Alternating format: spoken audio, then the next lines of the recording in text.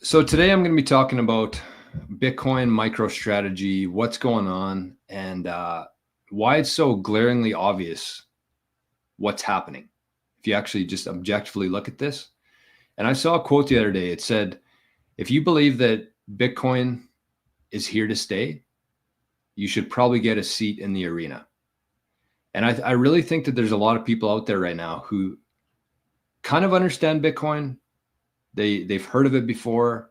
They've seen the price go up. They understand as much that it's probably going to be here for a while, but they're still not holding any Bitcoin. So if you believe that Bitcoin's going to be around for a while, you should probably get a seat in the arena. You should probably get some skin in the game here. And the point of this video today is going to be talking about what's going on in Bitcoin, what's going on with MicroStrategy, and the bigger picture of how this is all kind of playing together and why it's absolutely insane right now to be holding zero Bitcoin. And I saw a comment yesterday on Twitter or YouTube or something saying, how much should I be allocating to Bitcoin? And I think the best answer to that, honestly, based on what's happening out there right now, is, as Michael Saylor says, you should only buy Bitcoin with the money you can't afford to lose. So whatever wealth, whatever capital, whatever time and energy you've accrued in your life, whatever you want to be there in 10 or 20, 30 years from now, that's what you hold in Bitcoin. Only buy Bitcoin with the money you can't afford to lose. And which is completely different. If you ask most financial advisors in the world right now, they would say something similar, but it would be only buy Bitcoin with the money you can afford to lose. That's how financial advisors see it. The people who have spent pretty much 0 hours learning about Bitcoin, that's what they would advise you. And you compare that to somebody who spent the last 4 years, probably 10, 12 hours a day, thinking about this, talking about this, going on mainstream news about this, building a whole new company, Bitcoin treasury company, rebranding its 20-year company into a Bitcoin company. That's who you're comparing here. Somebody who spent 0 hours saying only buy Bitcoin with the money you can afford to lose, versus somebody who's tens of thousands of hours into this saying only buy Bitcoin with the money you can't afford to lose. So I'm going to talk about this here. I'm going to give you 3 reasons why I think that you're absolutely insane if you don't have any Bitcoin right now. So these are kind of no-brainers, I think. The first 2 here are going to be more so about Bitcoin itself. The third one's going to be tie in MicroStrategy into it. So the first one, I actually just learned this the other day, but Bitcoin is now a $2 trillion asset. Big picture, it's very small, but like it's still a $2 trillion asset. And there has never been a $2 trillion asset that has failed before. So if you're looking at this asset and you're thinking, well, I should probably allocate some, but I don't really want to lose that money. It might go to zero. But just understand the fact that there's never been a $2 trillion asset class that has failed before. 0 times in history that has happened. And I do not expect it to happen with Bitcoin. So that's the first one. The second one is that Bitcoin is the only asset to basically crash, full-on crash 4 times and recover to a new all-time high. So I'm going to share a few examples here of when this happened in the past. So it says Bitcoin has fallen and recovered to new all-time highs multiple times throughout its history. Based on the information available, there have been at least 4 significant crashes, followed by recoveries to new all-time highs. 2011, it crashed from $32 to 1 cent. 2013, it crashed from 260 down to 50. 2017, the crypto winter, it crashed from 20,000 to 3,300. And then in 2021, it crashed from 65,000 to 35,000. And after all 4 of those crashes, it recovered to a new all-time high. So this thing isn't a bubble. This is basically an asset that's trying to figure out what it's worth.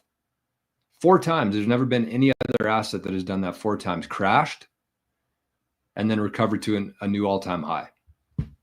So that's 2 instances where Bitcoin has done something that nothing else has done before. And the third one here, and this is the most important one, The third one is that the big money in the world right now, they want to buy Bitcoin, but they can't.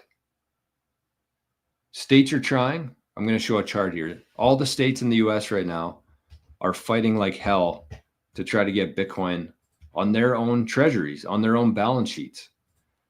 So let's look at this. This is the most recent state-by-state race going on in the US right now for Bitcoin strategic reserve. So you got Alabama, Arizona, Florida, Illinois, Kentucky, Massachusetts, New Hampshire, North Dakota, Ohio, Oklahoma, Pennsylvania, South Dakota, Texas, Utah, and Wyoming. And I think there's actually a couple more that have been added to since this was released. But there's a lot of big money out there right now who wants to buy Bitcoin. Oh, was I even showing the right screen there? Yeah, had to have been. But it's, they can't. They want to buy it, but they can't. And if you think about big money here, this is a cool little fact about Bitcoin. There's 63 million millionaires out there, and there's 21 million Bitcoin. So even if each millionaire on this planet wanted to buy one Bitcoin, they couldn't. It's pretty cool. But so let's talk about the big money, because we talked about the states. We showed the chart there, the race for Bitcoin, the strategic Bitcoin reserve. But let's talk about the big money. So let's look back to 2020 when Michael Saylor started buying Bitcoin for MicroStrategy. MicroStrategy is a public company, and they announced in 2020 that they're going to start buying Bitcoin and adding it to their balance sheet. A couple years later, they basically turned into a Bitcoin treasury company. And yesterday, they rebranded into Strategy. So they currently hold 440,000 Bitcoin. And there's a lot of discussion on if anybody can catch them. Meta might be the best chance to do it. But I haven't heard any good arguments for somebody being able to actually catch MicroStrategy in terms of that number, 440,000 Bitcoin. So if Bitcoin turns into what we think it's going to, and you're holding the most of that asset, you're probably going to have some significant leverage in the future. So MicroStrategy could turn into a bank very easily. They might take 2% of their Bitcoin, turn it into a bank, and still have 98% of their treasury just being held in Bitcoin. That's the kind of stuff that they're going to have access to in the next decade or two. So Saylor looked at this. He was making money, but he was losing money because in the fiat world, inflation, they tell us, is 2%, but in reality, it's more like 15% per year. So you're sitting on all this cash. You can't do anything with it. You're basically just fighting to stay alive, even though you're a very profitable company. Because the fiat system is so broken, you feel like you're just barely keeping your head above water. So he started implementing Bitcoin, 440,000. In the last 5 years, 440,000 Bitcoin. So so let's just say, yeah, good for Saylor. He's got the most Bitcoin that anybody will ever have. Cool. Like, yeah, do I think he's smart? Of course. Do I think he's a genius? Yes, he's an engineer. He knows what he's doing here. But this isn't my opinion. It doesn't really nobody cares what I think. The most important part here is that the richest people on the planet think that he's right, think that he's smart, think that he's a genius. And I'm going to show you why. This is MicroStrategy's stock price in the last 5 years. So it's up 2,000%.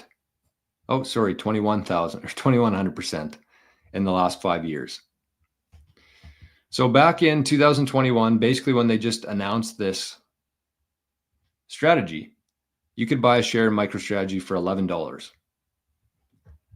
It got up to, I think it was higher than that, but let's say $420 US, and it is currently at 336. So why? How could that happen? It's because the biggest, richest people on the planet agree with me here. And they're doing everything that they possibly can to hold this asset, but they can't. They can't hold Bitcoin. If you look at these hedge funds, if you look at these investment funds, these other public companies, these banks, governments, they cannot hold Bitcoin, but they want to. And that's why there's such a premium on this thing. So Why are people buying MicroStrategy? Essentially, that's what you have to ask yourself. Why would the price go up from $11 to $337 in 5 years if they're just holding Bitcoin? And so there's two people I think that are holding MicroStrategy shares right now. Number one, a small group of Bitcoiners who have a pension, a small group of Bitcoiners who have money trapped in that system. They're holding MicroStrategy. That's a very small percentage, though, especially consider the volume that MicroStrategy has been doing. They're top 10 in volume week to week. MicroStrategy, which hardly anybody on this planet has heard of before, they're top 10 in volume on the stock exchange. So that's the first group of people who are buying this is a small group of Bitcoiners who have a pension. The second one, though, is big money that cannot hold Bitcoin. So I'm going to give a couple examples of the people and entities who are currently holding MicroStrategy shares. So the first one here is Norway's central bank, Norges Bank, which manages the government pension fund of Norway, holds 1.1 million MicroStrategy shares valued at approximately $514 billion at the end of 2024. Is that right? 1.1 million MicroStrategy shares valued at 514 billion. That sounds high. But anyways, they hold 1 million MicroStrategy shares. The Central Bank of Norway. The Swiss National Bank owns 466,000 MicroStrategy shares. South Korea's National Pension Service purchased 34 million worth of MicroStrategy stock. Japan's major insurance company also owns MicroStrategy, and Goldman Sachs disclosed holdings of approximately 420 million worth of Bitcoin ETF shares, which may include indirect exposure to MicroStrategy. So that's why the big money in the world right now, and that's just a few small examples that people would recognize. I shouldn't say small. Norway's central bank, Swiss National Bank, they're holding MicroStrategy. Why? Because they can't hold Bitcoin. So MicroStrategy in this sense is basically like the canary in the coal mine that's telling you that all of this money locked up in the old system at central banks, at governments, pension funds, state funds, all of this money that's sitting there, it wants to buy Bitcoin. MicroStrategy itself is telling you that. They're using MicroStrategy as the vehicle to have direct exposure to Bitcoin. So all this is happening. The fact that it's a $2 trillion industry, no $2 trillion industry has ever failed before. The fact that it's gone up, it's crashed 4 times and came back and recovered to an all-time high 4 times. And the biggest money on the planet wants it so bad that it's willing to pay over 2x for it. That's what the premium is right now to own MicroStrategy shares versus just buying Bitcoin. That's how much demand there is from the biggest capital on the planet who wants access to Bitcoin. They're using MicroStrategy as that vehicle. So in this sense, MicroStrategy is like the warning that the average person should be paying attention to this, because the biggest capital in the world wants Bitcoin, but they can't buy it yet. And that's why we're seeing so much action in MicroStrategy, because it is the vehicle right now for them to hold exposure to Bitcoin. So, and then the crazy thing is, so all that went down. Saylor announced this. He turned into a Bitcoin treasury company. He accumulated 440,000 Bitcoin. But then he's basically saying, while this whole thing played out, he's been saying, he's been doing tours across the mainstream news. He's been on every Bitcoin podcast. He's been shouting this from the rooftop for the last 4 years. And he's been saying that when these 3 things happen, it changes everything for Bitcoin. It's over, essentially. And those 3 things were, there's a Bitcoin ETF, which has happened. The second one was that the FASB rules changed, that they changed the way that they value Bitcoin on public company balance sheets, which changed, and they're going to be implementing for Q1 2025, which is where their $12 billion gain on Bitcoin is going to show up. So the second one was the FASB rules. And the third one was the SAB 121 gets revoked, which essentially allows banks to now custody Bitcoin. So in the last 365 days, all three of those things have happened.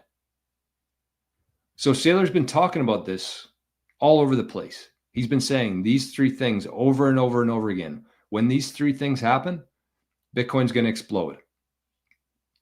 And all three of those things have officially happened. There's a Bitcoin ETF.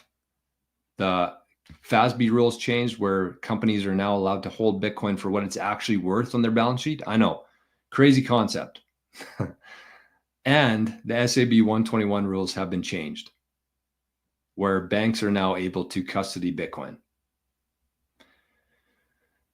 And a couple days after the third thing happened there, Saylor comes out with this brand new rebrand called Strategy. Strategy.com. So MicroStrategy has now become Strategy with a B at the end of it, which there's a lot of people who think that that B is going to be short for Strategy Bank in a couple of years from now. So they have 471,000 Bitcoin. I was 30,000 short there. 471,000 Bitcoin. So they're basically a Bitcoin company now. And if you talk to anybody out there, even people who have heard of MicroStrategy before, everybody just thinks that it's either a Ponzi scheme or it's basically just a Bitcoin holding company.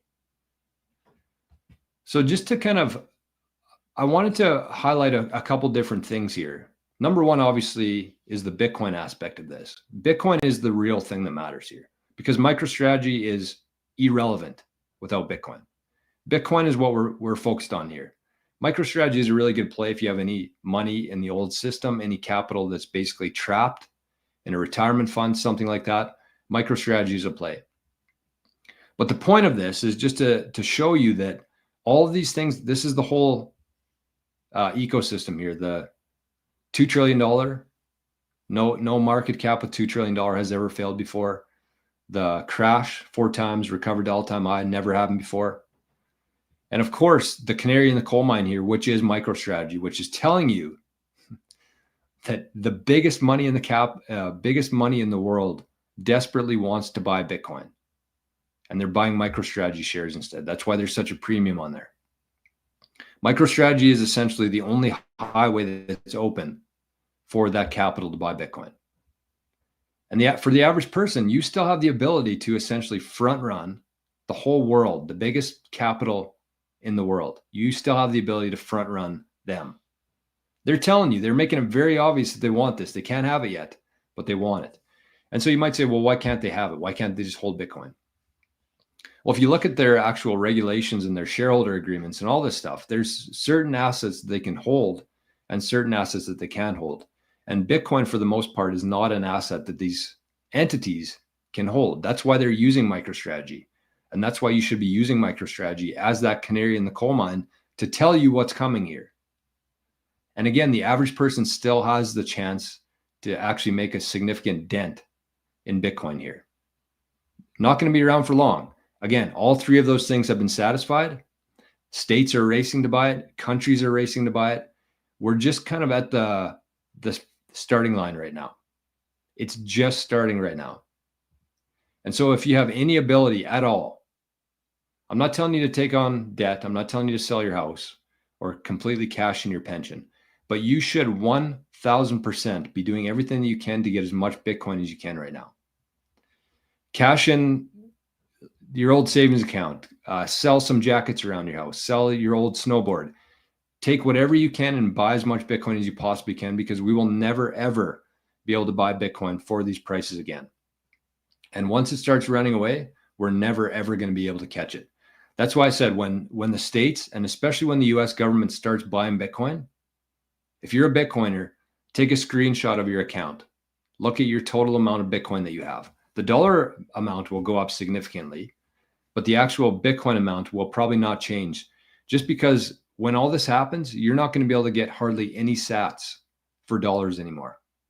It's just going to be so insignificant in compared to what you've already been able to accumulate. So there is urgency here. There's a lot of urgency right now. And I hope this video finds you in some way and you understand what's happening and you can just take a small risk, a small step here, and just get some Bitcoin. I'm telling you, this is the canary in the coal mine. MicroStrategy is the canary that's warning you. All this money is going to flow into Bitcoin, and you still have a small chance to get a portion of that. You might end up with more than one of the 63 millionaires out there right now. The whole system is basically going to flip. When everything gets repriced and Bitcoin becomes the new reserve currency of the world, everything's going to flip. You might have $1 million, but how much Bitcoin do you have? That's the only thing that's going to matter.